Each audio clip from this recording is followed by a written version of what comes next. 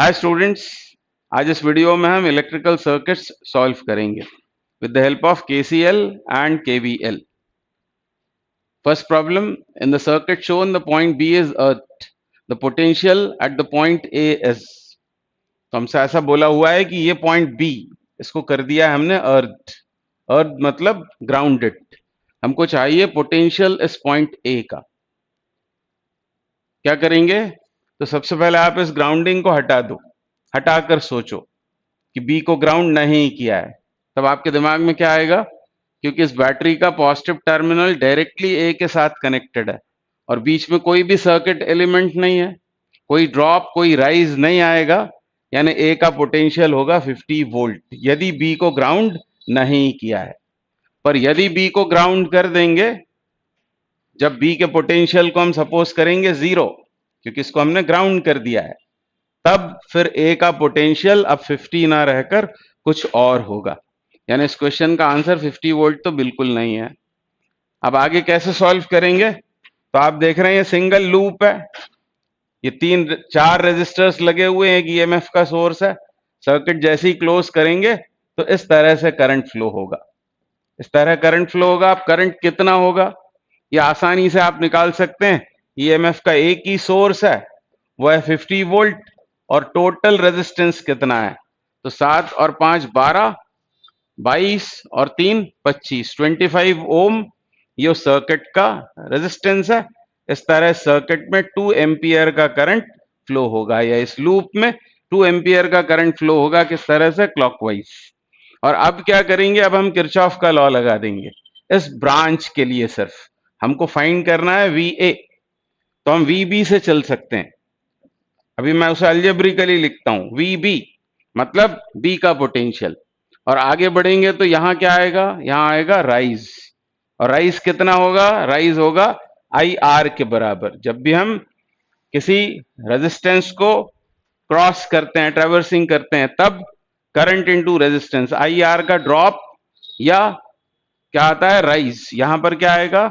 यहां आएगा राइज, क्योंकि हम करंट के ऑपोजिट जा रहे हैं. तो 7 इंटू 2, यानी यहां लिखना पड़ेगा मुझे +14. इसी तरह यहां भी राइज आएगा 5 इंटू 2, क्योंकि करंट 2 एम्पियर है, यह भी हमने फाइंड आउट किया है. तो यहां आएगा 10 का राइज. और हम कहां पहुंच गए? हम पहुंच गए ए पर. और हमको ए का ही पोटेंशियल पूछा हुआ है, और वी बी जिसको हमने ग्राउंड किया था वो तो जीरो है. इसका मतलब वी ए कितना हो जाएगा? वी ए हो जाएगा 24 वोल्ट के बराबर. 24 वोल्ट के बराबर. तो थोड़ा कंफ्यूजिंग होता है ये, जनरली बच्चे गलत जवाब देते हैं. तो इसको इस तरह से हमको सॉल्व करना है. अब यदि मान लो यहां पूछा होता आपसे सी का पोटेंशियल, तो आप इस तरह चलते. क्या लिखते हैं आप? वी बी, और फिर करंट की डायरेक्शन में जा रहे हैं आप, करंट की डायरेक्शन में जा रहे हैं, तो क्या आएगा? ड्रॉप. कितने का ड्रॉप? -20. यहां आएगा ड्रॉप -20 का. और आप कहां पहुंच गए? वीसी पर. और वीबी क्योंकि हमने जीरो लिया है ना, वीसी का पोटेंशियल होगा -20 वोल्ट यदि हम बी को ग्राउंड करते हैं. इस तरह से किसी भी पॉइंट का पोटेंशियल हमसे पूछा जा सकता था. ठीक है. अब यदि ये पूछा होता है कि ईडी के यहां कितना ड्रॉप आएगा, तो अब देख रहे हैं आप, ये तो वायर है, मतलब कंडक्टर है, इसका रेजिस्टेंस तो जीरो होगा. यहाँ कोई भी रेजिस्टर नहीं है बिटवीन ई एंड डी, तो ड्रॉप कितने का होगा? तो फॉर्मूला फिर से वही लगाना, आई आर, करंट की डायरेक्शन में ड्रॉप. पर आर के जीरो होने से ड्रॉप नहीं आएगा. जो पोटेंशियल डी का होगा वही पोटेंशियल ई का होगा. तो अभी हाल फिलहाल इस क्वेश्चन का आंसर है 24 volt. Option B is correct. तो नेक्स्ट क्वेश्चन करेंगे. क्या बोल रहे हैं? In the circuit shown potential difference between X and Y. ये दो पॉइंट्स दिखाए हुए हैं यहां पर, एक्स और वाई, इनके बीच हमको चाहिए पोटेंशियल डिफरेंस. तो आप देख रहे हैं कि यहां पर एयर गैप है between X and Y. Air gap होने का मतलब क्या हो गया? एयर गैप है, इसका मतलब रेजिस्टेंस इस सर्किट का कितना हो जाएगा? इनफाइनाइट. और रेजिस्टेंस यदि इनफाइनाइट हो गया है, करंट कितना हो जाएगा सर्किट में? करंट होगा zero. No current will flow, क्योंकि ये सर्किट है ओपन सर्किट. एयर गैप होने से ये सर्किट होगा ओपन. ठीक है, ओपन सर्किट है due to air gap. resistance of the circuit will be infinite and current will be zero, no current will flow. और यदि करंट फ्लो नहीं हो रहा है, और यहां पर आप देख रहे हैं ये ईएमएफ का सोर्स है, ईएमएफ का सोर्स है, करंट यदि फ्लो नहीं हो रहा है, तो पहले तो ये समझ लें कि इसके नेगेटिव टर्मिनल के पोटेंशियल को हम 0 वोल्ट रिगार्ड करेंगे और पॉजिटिव टर्मिनल को रिगार्ड करेंगे हम +120। तो ये है 120 वोल्ट पर इसका पॉजिटिव टर्मिनल, और ये डायरेक्टली कनेक्टेड है एक्स के साथ में, तो एक्स का पोटेंशियल कितना होगा 120, और नेगेटिव टर्मिनल डायरेक्टली कनेक्टेड है वाई से, क्योंकि यहां कोई करंट फ्लो नहीं हो रहा है, यहां कोई ड्रॉप नहीं आएगा, यहां कोई ड्रॉप नहीं आएगा, तो ये होगा 0, यानी पोटेंशियल डिफरेंस कितना होगा 120 वोल्ट, क्योंकि सर्किट ओपन है। तो एग्जाम में आता है तो फिर ज्यादा सोचना नहीं है, इमीडिएट आप उसको कर पाएंगे। Answer D is correct. तो next question, question 3, the internal resistance of two cells shown are 0.1 ohm and 0.3 ohm. ये दो सेल्स दिखाई दे रहे हैं आपको, इसका इंटरनल रेजिस्टेंस 0.3 ओम है और इसका इंटरनल रेजिस्टेंस 0.1 ओम है। इफ आर एस 0.2 ओम, ये एक्सटर्नल रेजिस्टेंस 0.2 ओम का चाहिए क्या हमको, the potential difference across the cell. दो सेल्स हैं, ये जो लिखा हुआ है 2 वोल्ट या ये जो 2 वोल्ट लिखा है, ये तो उनके ईएमएफ्स हैं, और ध्यान से देख लें किस तरह वो सेल्स कनेक्टेड है। तो सेल ए का नेगेटिव टर्मिनल इसके पॉजिटिव टर्मिनल से कनेक्टेड है, ये 2 वोल्ट दोनों के ईएमएफ है, मतलब आइडेंटिकल सेल्स हैं सीरीज में। ये उनके इंटरनल रेजिस्टेंसेस हैं और ये एक्सटर्नल रेजिस्टेंस है। हमको चाहिए potential difference across the cell. यहाँ पर आंसर्स में आप ए के बारे में भी बात हो रही है, बी के बारे में भी, यानी ए बी दोनों के लिए हमको पोटेंशियल डिफरेंस निकालना पड़ेगा। तो मैं आपको याद दिलाता हूं, पहले तो ऐसा सोचें कि जब सर्किट हम क्लोज करेंगे तब क्या होगा, करंट इस तरह से फ्लो होगा, ये दोनों सेल्स सपोर्ट में है, क्योंकि इसका नेगेटिव इसके पॉजिटिव से कनेक्टेड है, तो इस तरह से करंट फ्लो होगा, एंटी क्लॉकवाइज डायरेक्शन में करंट फ्लो होगा, और करंट आप आराम से निकाल सकते हैं। आपको यदि डायरेक्ट फॉर्मूला पता है सीरीज ग्रुपिंग ऑफ सेल्स का, तो आप जानते हैं टोटल ईएमएफ ले लेंगे हम, आइडेंटिकल सेल्स हैं दोनों, दोनों का ईएमएफ यदि ई है तो नेट ईएमएफ 2ई हो जाएगा, नेट ईएमएफ हो जाएगा 2ई, यहां आता है net EMF upon total resistance. तो ये दोनों इंटरनल रेजिस्टेंसेस और ये एक्सटर्नल, सबको ऐड अप करना पड़ेगा। यहां आएगा क्या क्या, एक्सटर्नल रेजिस्टेंस और इंटरनल रेजिस्टेंस, ठीक है। तो ये डायरेक्ट आप कर सकते हैं आराम से, 2-2 वोल्ट के दोनों हैं, तो ये तो हो जाएगा 4 वोल्ट, और नीचे क्या होगा 0.3 प्लस 0.1, ये टोटल इंटरनल रेजिस्टेंस और ये एक्सटर्नल, यानी टोटल कितना हो गया, वो हो गया 0.6 के बराबर, 0.6 क्या ओम, और वोल्ट अपॉन ओम, तो आंसर ये एम्पियर में आ गया है ना, इतना करंट फ्लो होगा इस सर्किट में। अब हमसे पूछा क्या है, पूछा है potential difference across the cell. तो पहले तो इस बात पर ध्यान दें कि जब इस तरह से करंट फ्लो होगा इस सेल में से या इस सेल से, तो पॉजिटिव टर्मिनल से बाहर निकल रहा है करंट, नेगेटिव टर्मिनल से अंदर जा रहा है, मतलब ये दोनों जो सेल्स हैं ये दोनों हैं डिस्चार्जिंग सेल्स, ये दोनों सेल्स हैं डिस्चार्जिंग। ये पहचान है उसकी कि नेगेटिव टर्मिनल से यदि करंट बाहर निकल रहा है तो समझ जाना चाहिए कि वो सेल डिस्चार्ज हो रहा है, इसका मतलब केमिकल एनर्जी इलेक्ट्रिकल एनर्जी में कन्वर्ट हो रही है। और किसी डिस्चार्जिंग सेल के लिए V यानी पोटेंशियल डिफरेंस या टर्मिनल वोल्टेज वो होता है EMF minus I small r, current और R हो जाएगा इंटरनल रेजिस्टेंस। ये डायरेक्टली फॉर्मूला आपको लगाना है, ये याद आ जाना चाहिए। अब बस वैल्यूज डाल के इसको सॉल्व कर देते हैं। पहले A के लिए, पहले बात कर लेते हैं सेल A की। तो सेल A के लिए मतलब ही टर्मिनल वोल्टेज V है, उसका EMF मतलब इसकी बात हो रही है, तो ये होगा 2 माइनस करंट कितना है 4/0.6 और स्मॉल r उसका है 0.1, इसको सॉल्व करना पड़ेगा। तो ये कितना हो जाएगा 4/6 यानी 2 माइनस 2/3, 2 माइनस 2/3 यानी 4/3 वोल्ट, 4/3 वोल्ट। तो क्या A के क्रॉस या A का पोटेंशियल डिफरेंस 0 है? नहीं है, यानी ये आंसर नहीं है। अब निकाल लेते हैं सेल B के लिए, यही काम करते हैं। सेल B के लिए भी, क्योंकि वो भी डिस्चार्जिंग है, तो इक्वेशन तो यही लगेगा, V is equal to E minus I R, तो वी बी इक्वल्स टू उसका ईएमएफ, ईएमएफ कितना है, ईएमएफ है उसका 2 माइनस आई, आई कितना होगा, आई हमने निकाला है 4 अपॉन 0.6 और उसका इंटरनल रेजिस्टेंस दैट इज 0.3। तो ये 2 बार कैंसिल और 2 से ये 4 2 बार कैंसिल, तो 2 माइनस 2 यानी ये कितना आ गया 0, यानी इसके अक्रॉस टर्मिनल वोल्टेज 0 हो जाएगा and so option A is the correct answer. तो हमने तो अभी समझा है इसलिए इतना समय लगा, अदरवाइज आपके दिमाग में आ जाना चाहिए फटाफट। ये 2 सेल्स हैं सीरीज में कनेक्टेड हैं, तो आप करंट निकाल लेंगे। करंट निकालने के बाद इस बात पर ध्यान देंगे कि करंट किस तरह से फ्लो हो रहा है। पॉजिटिव टर्मिनल को छोड़ता हुआ करंट है, बाहर निकल रहा है, यानी दोनों सेल्स डिस्चार्जिंग है, और डिस्चार्जिंग है तो V बराबर E माइनस आई आर लगाकर दोनों के अक्रॉस हम पोटेंशियल डिफरेंस या टर्मिनल वोल्टेज फाइंड आउट कर सकते हैं। Next question, question number 4। Two batteries of EMF 4 volt and 8 volt with internal resistances 1 ohm, 2 ohm are connected in a circuit with a resistance of 9 ohm as shown in the figure. The current and potential difference between the points P and Q are.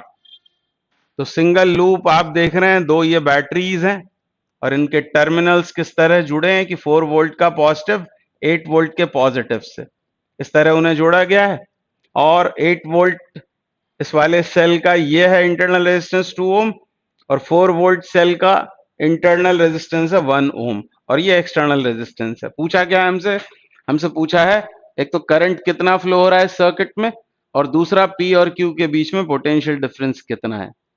तो आप current की direction सबसे पहले suppose करेंगे, तो आप यहां ध्यान दें ये 8 वोल्ट ये डोमिनेटिंग है, ईएमएफ ज्यादा है, ये कम है। ये यदि डोमिनेटिंग है तो इसके पॉजिटिव टर्मिनल से हम करंट बाहर निकालेंगे, यानी हमने ये मान लिया है सिर्फ कि 8 वोल्ट के पॉजिटिव टर्मिनल से करंट बाहर निकल रहा है, 4 वोल्ट के पॉजिटिव टर्मिनल से अंदर जा रहा है, मतलब ये डिस्चार्ज हो रहा है और ये सेल चार्ज हो रहा है। हालांकि कोई फर्क नहीं पड़ेगा यदि आप एक्स को कहीं भी मान लेंगे। अभी जैसे मैंने माना इसको किस तरह बहता हुआ एंटी क्लॉकवाइज, आप चाहें तो क्लॉकवाइज मान लें, कैसा भी मान सकते हैं, और फिर केवीएल से इक्वेशन बनाकर एक्स के लिए इसको सॉल्व करेंगे, मतलब करंट के लिए। यदि नेगेटिव आ गया आपका आंसर तो समझ जाना कि हमारी सपोज डायरेक्शन गलत थी, तो उसको आप बदल लेंगे। फिर कहने का मतलब यह है कि करंट को किसी भी डायरेक्शन में फ्लो होता हुआ हम मान सकते हैं। मैंने उसको मान लिया इस तरह से ये फ्लो हो रहा है, और सिंगल लूप है तो एक ही करंट फ्लो हो रहा है सर्किट में, और अब हम लगा देंगे केवीएल इस लूप के लिए। तो केवीएल क्या होता है, तो आप जानते हैं कि किसी भी लूप में चेंजेस ऑफ पोटेंशियल्स का सम 0 होता है। तो कहीं से भी हम शुरुआत कर सकते हैं, जैसे यहां से शुरुआत करें, यूं आगे बढ़ेंगे तो एनकाउंटर करेंगे 9 ओम का रेजिस्टेंस। करंट कितना हमने सपोज किया है एक्स, तो यहां ड्रॉप या राइज कितने का आएगा, आई आर का। करंट इनटू रेजिस्टेंस मतलब 9x, और क्योंकि हम करंट की डायरेक्शन में जा रहे हैं इसलिए क्या आएगा, ड्रॉप। तो कितना लिखेंगे इसको, -9x, -9x, 9x का ड्रॉप, यानी ये हायर है और ये लोअर पोटेंशियल का पॉइंट है।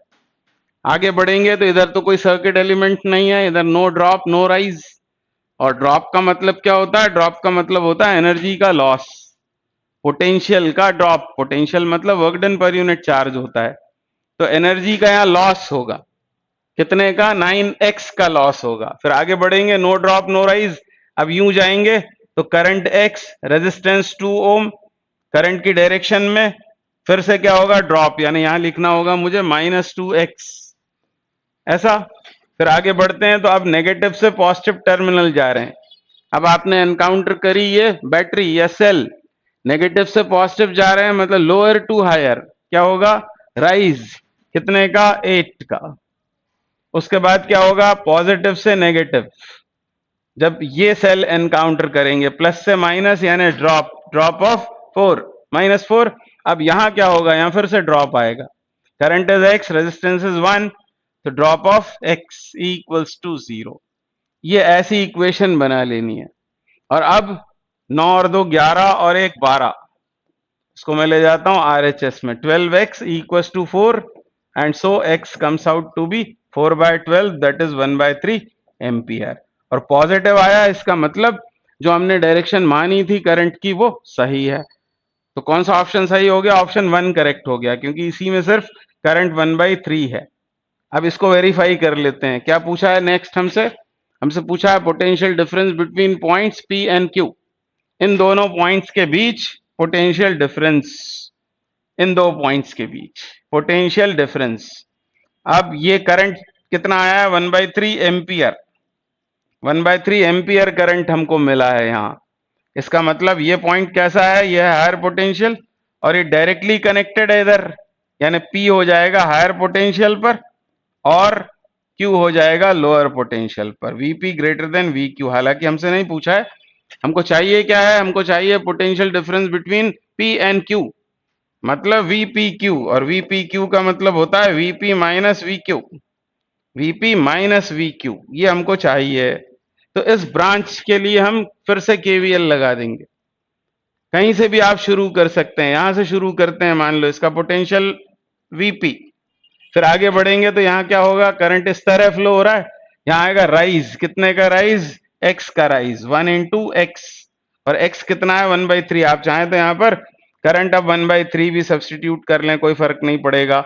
1/3, 1 into 1/3 वोल्ट का क्या हुआ यहाँ? राइज। फिर यहाँ भी राइज यानी +4। फिर यहाँ क्या होगा? यहाँ ड्रॉप आएगा -8। और फिर यहाँ क्या होगा? यहाँ फिर से राइज, कितने का? 2/3 का, +2/3। और आप कहाँ पहुंच गए? आप पहुंच गए Q पर, यानी VQ लिख दिया उसको। और अब इसको सॉल्व कर डालना है फॉर VP माइनस VQ। ऐसा करेंगे, इसको यहीं रहने दिया, इसको इधर लाया और बाकी सबको उधर ले जाते हैं। तो 4 - 8 कितना होगा? -4। उधर जाकर वो 4 हो गया और 1/3 2/3 ये मिलकर कितने होंगे? 3/3 यानी 1। और 1 को उधर ले जाएंगे तो -1, यानी ये हो गया 3 वोल्ट के बराबर। तो वो जस्टिफाई हो गया, वेरीफाई हो गया कि potential difference between P and Q is 3 volt. इसको यदि डिफिकल्ट बनाना होगा तो एक आंसर होगा 1/3 और -3 वोल्ट। तब फिर आपको ये सब सोचना पड़ेगा, अदरवाइज तो अभी प्लस आए या माइनस आए आपको आंसर तो मिल गया है। और आसान इन्होंने इस तरह भी बना दिया इसको कि करंट सिर्फ इसमें ही 1/3 है, तो इसलिए ये आसान लग रहा है आपको क्वेश्चन। अगला क्वेश्चन करेंगे, क्वेश्चन 5। क्या बोल रहे हैं? In the given circuit the current I1S। तो इसमें करंट ऑलरेडी शो कर रखे हैं इन्होंने। ये है I1, ये I2 और ये I3। हमको फाइंड आउट करना है I1 का वैल्यू। तो इसको कैसे सॉल्व करेंगे? इसको हम किरचॉफ के लॉ से सॉल्व करेंगे। किरचॉफ वोल्टेज लॉ से हमको इक्वेशंस बनानी पड़ेंगी। आपको पता है केवीएल में हमको क्या करना होता है? हमको किसी कॉम्प्लेक्स सर्किट में लूप्स देखने पड़ते हैं, कितने लूप्स हैं। जैसे यहां मैं आपसे पूछूं कितने लूप्स हैं, तो एक तो ये है, इसकी नेमिंग कर लेंगे ABCD और F। तो इसमें 3 लूप्स हैं, एक तो ये वाला, एक ये वाला और एक ये बाहर बाहर वाला। 3 लूप हैं। हर लूप के लिए केवीएल से इक्वेशन लिखेंगे। इस तरह हमको 3 लीनियर इक्वेशंस मिलती हैं और उनकी सॉल्विंग से हम अननोन क्वांटिटीज को फाइंड आउट कर लेते हैं।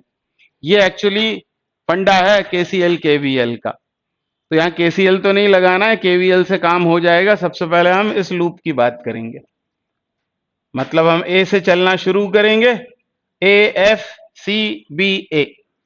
कुछ लोगों को लगता है कि सर ने यदि AFCBA लिया है तो हमको भी ऐसे ही लेना पड़ेगा। ऐसा कोई जरूरी नहीं होता। आप चाहें तो यूं मूव कर सकते हैं, A से B, फिर C, फिर F, फिर A। और इसमें यदि आप किस तरह घूम रहे हैं ये एंटी क्लॉकवाइज, तो इसमें आप चाहो तो क्लॉकवाइज जा सकते हो। जरूरी नहीं कि दोनों में एंटी क्लॉक या क्लॉक। और ये भी जरूरी नहीं है कि 3 इक्वेशंस बनाना पड़ेंगी, ये भी जरूरी बात नहीं है। जैसे यहां पर एक बात आपको समझ में आ गई होगी कि इन्होंने ये पॉजिटिव टर्मिनल है 40 वोल्ट सेल का, इधर से करंट इन्होंने ड्रॉ किया है, कितना है ये? I3।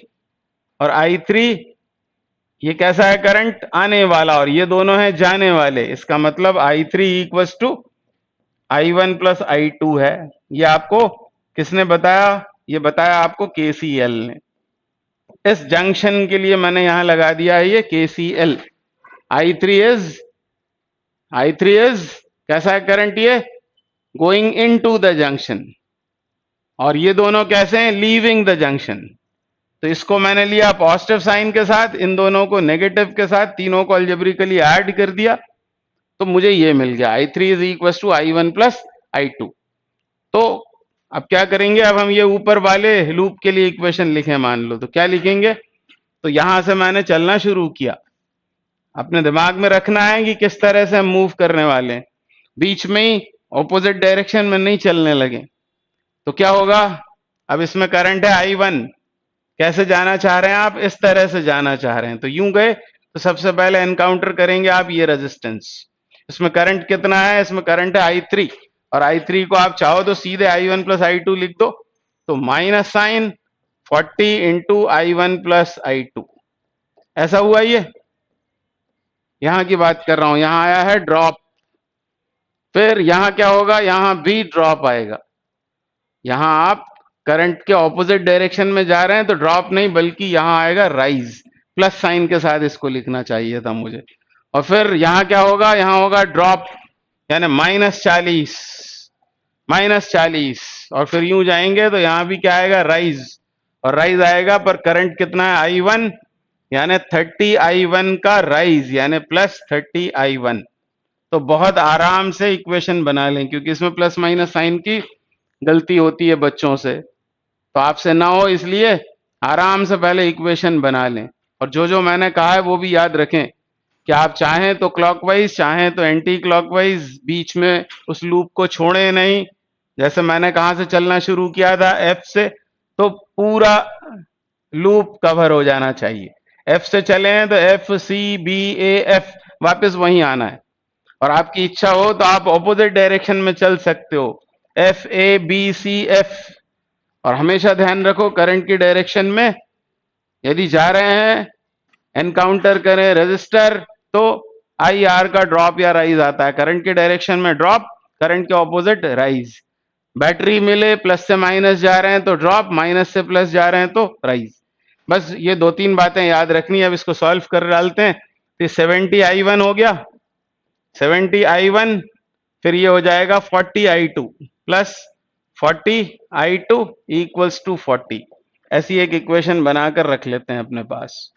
और अब यदि हम क्या करें, अब ये I2 वाला है, ये I2 और इसमें है I1, तो अब हम बाहर बाहर की बात कर लेते हैं, इस वाले लूप की बात कर लेते हैं। किस लूप की बात कर लेते हैं, नाम लिख देता हूं मैं, यहां भी लिख देता हूं आपके लिए, FCBAF, ये लूप ये लिया है मैंने। अब दूसरा लूप मैं कौन सा ले रहा हूं, AB, A से शुरू करूंगा, B, फिर DEA, बाहर बाहर, ये बड़ा वाला लूप। तो यूं जाएंगे तो क्या होगा, करंट की डायरेक्शन में जा रहे हैं तो ड्रॉप आएगा -30 I1, फिर सीधे यहां आ गए। अब इनकी चिंता छोड़ देंगे, होने दें उनको। अब यहां क्या होगा, प्लस से माइनस, यानी क्या आएगा, ड्रॉप -80, फिर यहां क्या होगा, यहाँ करंट को ध्यान से देख लें, करंट इन्होंने ऐसा फ्लो कर रखा है, और यदि करंट्स नहीं दिए होते हैं तो हम हमारी तरफ से मान लेते हैं करंट्स को, ये भी ध्यान रखेंगे। फिर यूं जाएंगे तो क्या आएगा, राइज 40 I2, तो प्लस 40 I2 इक्वल्स टू 0। इस तरह से एक इक्वेशन और मिल जाएगा। तो क्या कर दिया हमने, एक तो 80 को ले गए हम इधर, 80 को ले जाते हैं RHS में, यहां लिख दिया, और यहां बचता है 30 I1, वो भी माइनस साइन के साथ, और क्या बचता है, प्लस 40 I2। ये हो गई इक्वेशन 2। तो आपने देख ली होंगी इक्वेशन सही बन गई हो यदि, तो अब कुछ नहीं, आपको लीनियर इक्वेशन सॉल्व करना आता है। इसमें से इसको सब्ट्रैक्ट कर देते हैं, सब्ट्रैक्ट करेंगे तो ये क्या हो जाएगा, प्लस, ये माइनस, और ये माइनस, तो ये 40 I2 वाली टर्म कैंसिल आउट, 70 और 30, यानी ये हो गया 100, 100 I1, और इधर क्या होगा, 40 माइनस 80, 40 माइनस 80, और 40 माइनस 80 का मतलब हुआ -40, -40, हमको I1 ही चाहिए, तो I1 बराबर कितना हो गया, हो जाएगा 0.4 पर माइनस साइन के साथ 0.4 एम्पियर। अब माइनस आना क्या बता रहा है कि वो डायरेक्शन गलत है I1 का, तो पर हमको आंसर तो वही करना है क्योंकि इसमें इन्होंने दे रखा था करंट का डायरेक्शन, तो हाल फिलहाल आंसर ये होगा -0.4 एम्पियर। यदि वो माइनस साइन के साथ नहीं होता, करंट हमको ही सपोज करने थे, तो फिर ये माइनस साइन ये बतला रहा था कि हमारी सपोज डायरेक्शन रॉन्ग है, उसको हम चेंज कर लेंगे। तो हाल फिलहाल आंसर इसका है बी। अगला क्वेश्चन करेंगे, question 6, the current in the given circuit is. अब यहाँ ये कंफ्यूज करने के लिए ये दो वायर्स लगा रखे हैं इन्होंने, अदरवाइज ये बहुत आसान है। दो ईएमएफ के सोर्सेस, दो रेजिस्टेंस आप देख रहे हैं, सर्किट में एक ही करंट फ्लो होगा, और इसको ये देख रहे हैं ये ज्यादा है ईएमएफ, तो ये डोमिनेटिंग होगा सेल, जैसे मैं पहले भी आपसे कह रहा था। पर कोई फर्क नहीं पड़ता, आपकी इच्छा है कि आप करंट को कैसा सपोज करते हैं। तो मैंने मान लिया इस तरह करंट फ्लो हो रहा है, इसमें कितना एक्स, एक ही करंट फ्लो होगा इस डिब्बे में, और ए बी के होने का कोई मतलब नहीं है क्योंकि वो तो ओपन वायर्स हैं, वहां कोई करंट कभी ऐसा नहीं होगा कि यहां आकर करंट इधर चला गया, डिवाइड हो गया, ऐसा कभी भी नहीं होगा। और बस अब आपको फटाफट इक्वेशन लिख देनी है। तो इधर क्या होगा, ड्रॉप, यानी -10x, -10x, फिर क्या होगा +5, फिर यहां क्या होगा -20x, फिर से क्योंकि ड्रॉप, और यहां पर क्या होगा -2 = 0। बस इतना सा ही था। ये -30 उधर ले गए तो 30x हो गया वो, और इस तरफ बच गया है 3, यानी x is 3/30 यानी 1/10 ampere, that is 0.1 ampere, and so option A is correct. तो आसान तो होते हैं सवाल, बस वहां जाकर गड़बड़ नहीं होना चाहिए। अब इस सवाल को करें, find out the value of current through 2 ohm resistance for the given circuit. ये कॉन्सेप्चुअल है, इसमें आपको कुछ भी नहीं करना, आपको एक प्रॉपर्टी पता होनी चाहिए, वो ये है कि यदि सेल के पॉजिटिव टर्मिनल से कुछ करंट बाहर निकलता है, मान लो एक्स इस सेल से, तो उतना ही करंट अंदर जाना चाहिए, क्योंकि चार्ज तो कंजर्व्ड होता है। बैटरी के पॉजिटिव टर्मिनल से यदि एक्स निकला है तो उसे घूमकर एक्स ही वापस जाना चाहिए, मतलब इस जंक्शन पर करंट का कोई डिवीजन नहीं होगा। एक्स बाहर निकला तो एक्स ही अंदर चला जाएगा। इसी तरह इस डब्बे की बात करें, इसमें से मान लो वाई करंट बाहर निकला है तो वाई ही अंदर जाना चाहिए, यानी इधर भी कोई करंट का क्या नहीं होगा, डिवीजन नहीं होगा। इतना आपको समझ में आ जाना चाहिए। इसका मतलब इस 2 ओम में से फ्लो होने वाला करंट 0 है, तो 0 इसका आंसर हो जाएगा। ये जेई में पूछा हुआ था पहले, हो सकता है पहली बार आया था तब कंफ्यूजन हुआ हो, पर अब आपको इसको ध्यान रखना है हमेशा के लिए। ये प्रॉपर्टी से आप आराम से आंसर तक पहुंच सकते हो, इस प्रॉपर्टी से। तो अगला क्वेश्चन करेंगे, क्वेश्चन 8। क्या बोल रहे हैं, 2 batteries, one of EMF 18 volt and internal resistance 2 ohm and the other of EMF 12 volt and internal resistance 1 ohm are connected as shown. The voltmeter V will record a reading of। हाल फिलहाल मान लेते हैं कि ये ideal voltmeter है, और ideal voltmeter कौन सा होता है, आइडियल वोल्टमीटर मतलब जो मेजरमेंट के लिए करंट ड्रॉ नहीं करता। उसमें आप जानते हैं डिफ्लेक्शन आएगा, डिफ्लेक्शन के लिए थोड़ा सा करंट तो उसे लेना ही पड़ेगा, पर हम ये मान लेंगे कि वो जो करंट ड्रॉ कर रहा है वो नेग्लिजिबल है, यानी उसका रेजिस्टेंस इनफाइनाइट है। ऐसा ये वोल्टमीटर है। हमको इसकी रीडिंग बतानी है, इसका मतलब पोटेंशियल डिफरेंस इन दो पॉइंट्स के बीच जो होगा वो, या फिर इसके अक्रॉस जो वोल्टेज होगा वो रीड करेगा। दोनों पैरेलल में है तो बराबर भी होंगे वो। तो अब करना क्या पड़ेगा, करना पड़ेगा आपको ये कि इस वोल्टमीटर को थोड़ी देर के लिए हटा दें। हटाकर सोचें तो एक ही ये लूप दिखाई दे रहा है, उसमें ये डोमिनेटिंग है, तो हम मान लेंगे कि एक्स करंट इससे ड्रॉ हुआ और इसमें पॉजिटिव टर्मिनल से अंदर जा रहा है, मतलब ये डिस्चार्ज और ये चार्ज होगा। ये सेल डिस्चार्ज हो रहा है, ये सेल चार्ज हो रहा है, और कुछ भी हो रहा हो आपको तो केवीएल लगाकर इस करंट की वैल्यू निकाल लेनी है। अब मैं यहां से चलना शुरू करता हूं, मान लो तो क्या लिखूंगा मैं, प्लस से माइनस जा रहे हैं, यानी ड्रॉप ऑफ पोटेंशियल, यानी -12 उसके बाद इंटरनल रेजिस्टेंस है 1 ओम, उसमें भी ड्रॉप आएगा, यानी -x ऐसा हुआ। फिर इधर आएंगे तो इधर भी ड्रॉप आएगा, -2x, और इधर क्या होगा, माइनस से प्लस यानी +18 इक्वल्स टू 0। ऐसा हो गया, ये हो गया 3x, इसको ले गया मैं RHS में, और -12 +18 मतलब 6, यानी x बराबर कितना हो गया, 2 एम्पियर। तो करंट तो है 2 एम्पियर का, करंट है 2 एम्पियर, इस तरह से फ्लो हो रहा है। पर ये रीड क्या करेगा ये हमको बताना है। तो आपने, अब ये पॉजिटिव आया, इसका मतलब क्या है कि हमारी जो सपोज डायरेक्शन थी करंट की वो सही है। ये हमको यहां से पता लगा कि 2 एम्पियर का करंट फ्लो होगा। अब ये सेल कैसा है, तो ये सेल है डिस्चार्जिंग सेल। डिस्चार्जिंग आप डायरेक्ट फॉर्मूले से भी कर सकते हैं, या फिर इस ब्रांच के लिए आप क्या करेंगे, केवीएल लगा देंगे, या फिर इसके लिए, या सीधे थ्योरी के बेसिस पर भी ये काम कर सकते हैं। ये डिस्चार्जिंग सेल है, और ये कैसा है, दिस इज चार्जिंग। चार्जिंग अब मान लो आप इसके लिए कर रहे हैं, इसके लिए कर रहे हैं, इसको मैं 1 बोलता हूं, ये पहला सेल और ये दूसरा। मान लो हम काम कर रहे हैं 1 के लिए, और हमको पता लगा कि वो डिस्चार्जिंग है, क्योंकि करंट की डायरेक्शन जो हमने मानी थी वही आई है पॉजिटिव। ये डिस्चार्जिंग है, और डिस्चार्जिंग सेल के लिए, डिस्चार्जिंग सेल के लिए टर्मिनल वोल्टेज होता है E-IR। मान लो आपको ये पसंद नहीं है, आपको इसके लिए करना है काम, तो ये तो चार्जिंग है, और चार्जिंग के लिए V कितना होता है, वो होता है E+IR।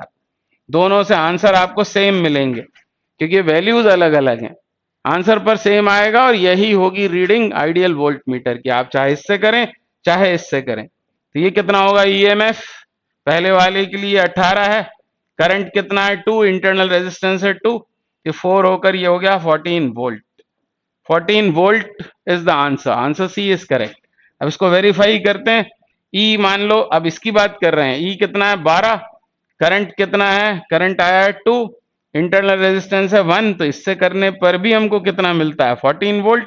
इसका मतलब ये वोल्ट मीटर रीड करेगा 14 वोल्ट। तो ये इस क्वेश्चन का आंसर है। तो ये अच्छा सवाल है, इसको एक दो बार आपको करके देखना चाहिए। अगला क्वेश्चन करेंगे, question 9। As the switch S is closed in the circuit shown in the figure, current passed through it as, ये दिखाया हुआ है वो स्विच। ऐसा बोल रहे हैं कि स्विच को यदि क्लोज कर दें तो फिर इस स्विच से कितना करंट पास होगा, ऐसा हमसे पूछा हुआ है। तो ऐसे सवालों में कैसे सॉल्व करेंगे इसको, तो इसको हम KCL से सॉल्व करेंगे, किरचॉफ्स करंट लॉ से। सबसे पहले आप देख रहे हैं ये ग्राउंडिंग का साइन है, सिंबल है ग्राउंडिंग का, मतलब पोटेंशियल 0 है, और ये एक जंक्शन है जहां पर ये 3 रेजिस्टर्स मीट हो रहे हैं। इसका पोटेंशियल हम रिगार्ड कर लेते हैं V। तो आपको ये तीनों एंड्स के पोटेंशियल सब मालूम है, ये 20 वोल्ट, ये 5 वोल्ट, ये 0, और इसे हमने V सपोज कर लिया है। अब क्या होगा, पोटेंशियल डिफरेंस होने की वजह से कुछ करंट फ्लो होगा, इस ब्रांच में भी, इसमें भी, और इसमें भी।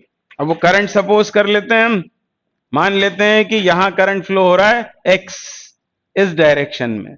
डायरेक्शन आपकी मर्जी होती है, पर तीनों करंट्स इनकमिंग या तीनों आउटगोइंग नहीं होंगे।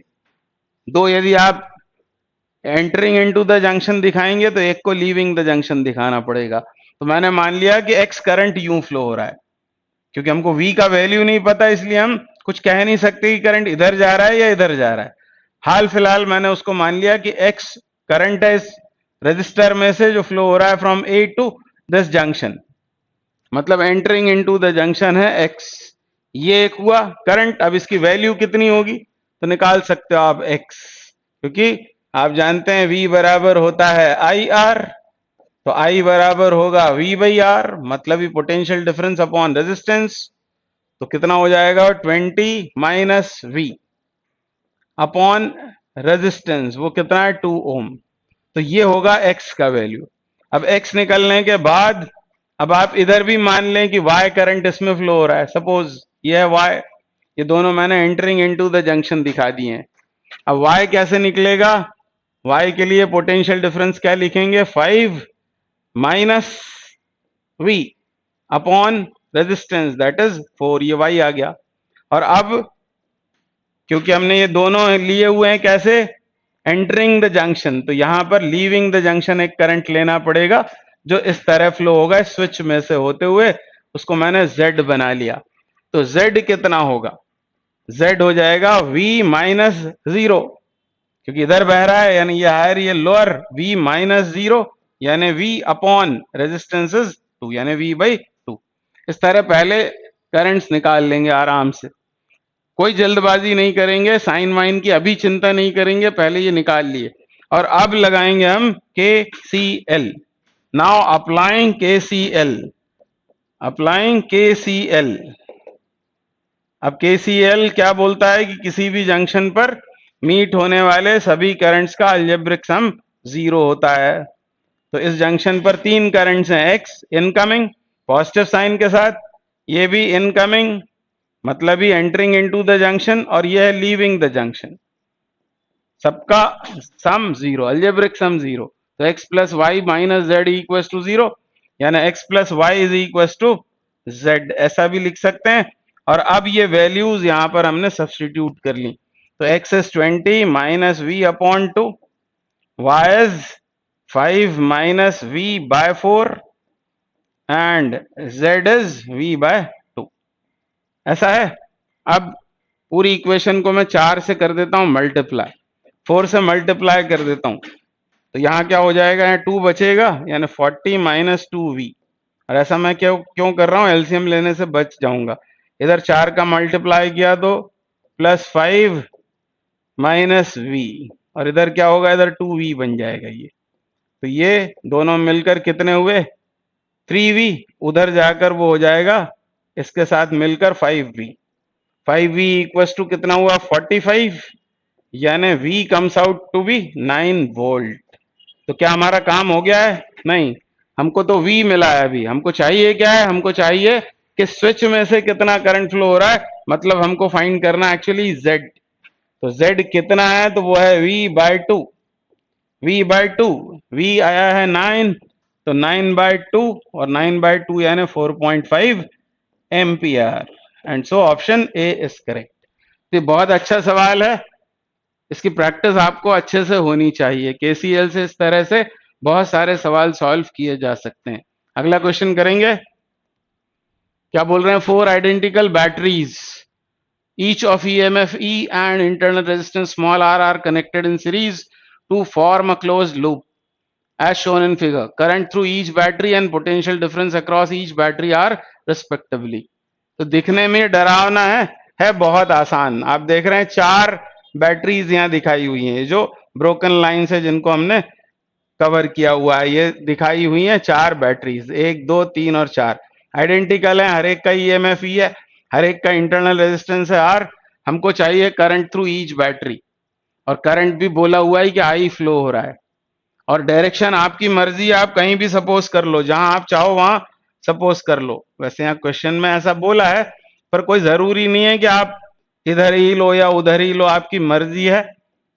अब ये सिंगल लूप है, यहां से चलना शुरू करना A से B, फिर C, फिर D और फिर A, और लगा देना आप KVL, applying KVL, Kirchhoff's voltage law. तो आपको एक इक्वेशन मिलेगी। अब यूं जाएं तो नेगेटिव से पॉजिटिव यानी प्लस ई, फिर क्या होगा, यहां पर क्या आएगा, करंट कितना मान लिया हमने, I, इस तरह फ्लो होता हुआ इस पूरे लूप में, IR का ड्रॉप मतलब माइनस IR। फिर क्या होगा, यहां फिर आएगा राइज, क्योंकि नेगेटिव से पॉजिटिव जा रहे हैं, तो प्लस ई। फिर क्या होगा, यहां ड्रॉप माइनस IR, बस ये करते चले जाना है, माइनस IR प्लस ई, और फिर लास्ट में इधर प्लस ई माइनस IR, और सब 0 के बराबर, सबका एडिशन। अब ये चारों मिलकर 4E बना, और ये IR भी 4 बार आए हुए हैं, उस तरफ ले जाएं तो 4I स्मॉल r, 4 से 4 कैंसिल आउट हो गया। हमको चाहिए क्या था, हमको चाहिए था करंट, तो वो हो जाएगा E by R, E upon R। तो E बाय R करंट तो आ गया, और क्या बोल रहा है, potential difference across each battery. अब आप देख रहे हैं कि हर बैटरी क्या हो रही है, डिस्चार्ज हो रही है, हर बैटरी डिस्चार्ज हो रही है, और डिस्चार्जिंग सेल या डिस्चार्जिंग बैटरी के लिए टर्मिनल वोल्टेज, पोटेंशियल डिफरेंस वो अभी 2-3 बार हम पढ़ चुके, कितना होता है उसका, ईएमएफ कितना है हर बैटरी का, ई करंट कितना है, ई अपॉन स्मॉल आर, और इंटरनल रेजिस्टेंस है स्मॉल आर, ये कैंसल आउट होकर ये बन जाएगा 0 वोल्ट। और इसलिए इसमें से कौन सा ऑप्शन सही है, ये ऑप्शन सही है। E by R ampere is current and potential difference across each battery is 0 volt. तो ये सभी क्वेश्चंस बहुत अच्छे हैं, इसी तरह के और भी क्वेश्चंस अभी हम सॉल्व करेंगे। Thank you very much.